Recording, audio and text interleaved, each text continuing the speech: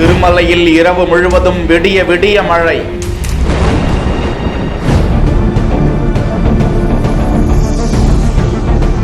மலைப்பாதையில் மண் பாறைகள் சரிவு.